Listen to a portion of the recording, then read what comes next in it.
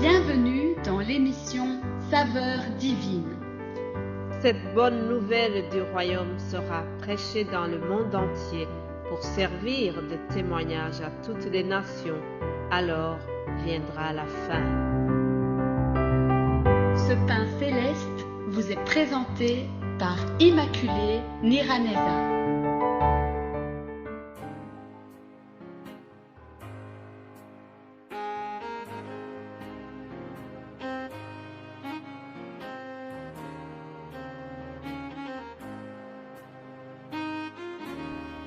Bienvenue très chers amis à l'écoute de l'émission Saveurs divines. Que la paix de Christ soit avec vous. Je remercie Dieu qui nous donne encore ce jeudi. Rendre grâce au Seigneur qui nous fait arriver à ce jour. C'est ici la journée que l'Éternel a faite. Qu'elle soit pour nous un sujet d'allégresse et de joie. Sois béni, toi qui écoutes cette émission, que cette journée soit une journée de bénédiction de l'Éternel. Sois béni, toi qui mets cette parole en pratique. Cette parole est la vérité, car elle vient de la parole de Dieu et toute sa parole est la vérité. La vérité de Jésus-Christ, c'est ça que nous allons continuer à voir aujourd'hui. Jésus-Christ a dit lui-même, « Je suis le chemin, la vérité et la vie ».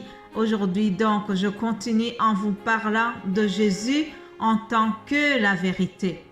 Avant d'entrer dans la méditation, avant d'entrer dans la parole de Dieu, permettez-moi de vous citer quelques paroles tirées du langage populaire sur la vérité, justement. J'ai lu que le sage ne dit que la vérité, mais toute vérité n'est pas bonne à dire. C'est un proverbe oriental. La vérité est amère, mais elle est salutaire. C'est un proverbe turc. J'ai dit la vérité à mon ami et il est devenu mon ennemi. Encore un proverbe turc. Et la dernière citation, sois fidèle. Sois toujours fidèle à la vérité, c'est la voie royale de l'existence. Mes bien-aimés de Dieu, Jésus-Christ est la vérité. Jésus-Christ n'a pas hésité de dire la vérité chaque fois qu'il le fallait. Nous allons voir comment Jésus-Christ a dit la vérité aux pharisiens et aux scribes. Il leur a dit des paroles qui étaient très dures, mais parce que Jésus aime dire la vérité, il n'a pas eu peur de leur dire ça. Lisons Matthieu 23.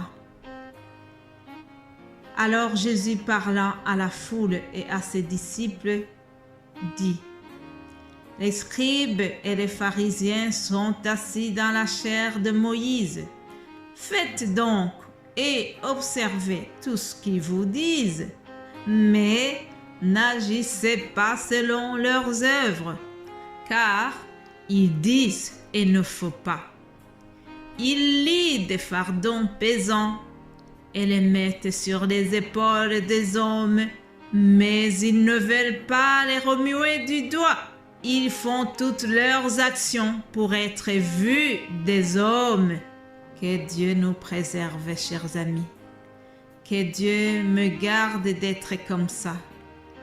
Jésus-Christ dit que les pharisiens et les scribes sont assis dans la chair de Moïse.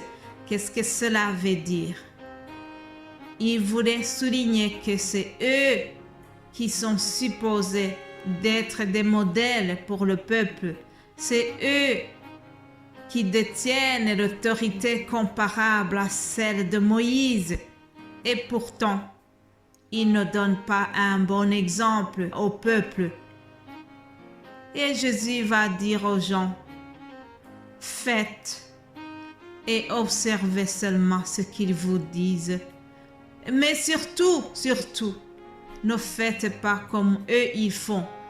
Ne faites pas, n'observez pas leurs œuvres. En quelque sorte, il les a disqualifiés. Jésus a dit une fois que nous devons reconnaître les gens à leurs fruits.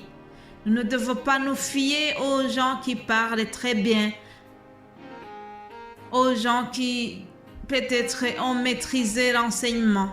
Ce n'est pas ça qui compte. Jésus a dit, vous les reconnaîtrez par leurs fruits. Mon frère, ma sœur, quels sont les fruits que tu portes? Est-ce des fruits dignes de la repentance? Voilà ce que nous devons porter comme fruits. Alors, au verset 5, il dira, Jésus a dit quelque chose de très, très fort. Il a dit qu'ils font toutes leurs actions pour être vus des hommes. Que c'est triste, mes amis. Mais aujourd'hui, on observe le même phénomène dans les églises. Il y a des gens qui viennent dans l'église, ils font des œuvres de charité. Ah, quelqu'un se met debout et il déclare qu'il va donner la moitié de la somme pour construire l'église. Mais avant cela, il a prévu une radio du quartier, une télévision, une chaîne de télévision qui va enregistrer et publier l'événement. Alors, est-ce vraiment par amour qu'on a fait ça? Ou bien c'est pour être publié? Ou bien c'est pour que tout le quartier, toute la ville sache que tu as construit une église? Ça, c'est des actes, des actions de charité qui sont suivies de la volonté d'être glorifié. Or, nous devons chercher la gloire de Dieu et non la gloire de l'homme. Jésus-Christ est la vérité, chers amis. Ah, je vais terminer par une très belle histoire d'une dame qui a rencontré Jésus. Ou c'est plutôt Jésus qui a été à la rencontre de cette dame. Ça se trouve dans l'Évangile selon Jean chapitre 4. Nous trouvons une femme qui est partie puiser de l'eau. Et puis, Jésus-Christ vient auprès d'elle. Il y a une très grande conversation que Jésus a tenue avec cette dame. Même les disciples de Jésus-Christ, lorsqu'ils sont revenus et qu'ils ont remarqué Jésus qui parlait à la dame, ils étaient très choqués. Alors, la femme samaritaine, comme on l'appelle, Jésus-Christ lui parle et puis, au milieu de la conversation, Jésus-Christ qui connaît tout parce qu'il connaît tout, c'est lui qui connaît tout sur notre passé, sur notre présent et sur notre avenir. Alléluia, on ne peut rien lui cacher. Alors Jésus-Christ qui connaissait tout de cette dame, écoutez ce qu'il lui a dit au verset 8. Il lui dit, « Car tu as eu 5 maris, et celui que tu as maintenant n'est pas ton mari. » Ah, c'est une vérité dure à entendre. Mais bien-aimés de Dieu, imaginez-vous cette dame qui entend que cet inconnu connaît tout sur elle. En quelque sorte, il lui reproche d'être avec un mari qui n'est pas le sien. En quelque sorte, il lui dit, tu es une femme de mauvaise vie parce que tu es en train de voler le mari de l'autre. Alors, cette vérité a transformé, a bouleversé la dame. Mais vous savez, Jésus-Christ est venu pour sauver le monde et non pour le juger. Il a dit cela, ce n'était pas pour juger la femme, mais il était en train de sauver la femme.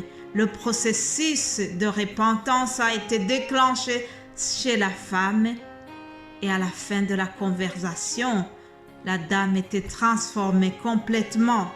Alors, la dame a laissé sa cruche et elle a couru dans son quartier. Elle a dit à tout le monde, venez voir un homme qui m'a dit tout ce que j'ai fait. Ah, en quelque sorte, elle a dit, venez voir un homme qui m'a dit toute la vérité sur ma vie. Alléluia. Et la fin de cette rencontre, elle est très belle. Écoutez la fin de l'histoire. Plusieurs Samaritains de cette ville crurent en Jésus à cause de cette déclaration formelle de la femme. Il m'a dit tout ce que j'ai fait.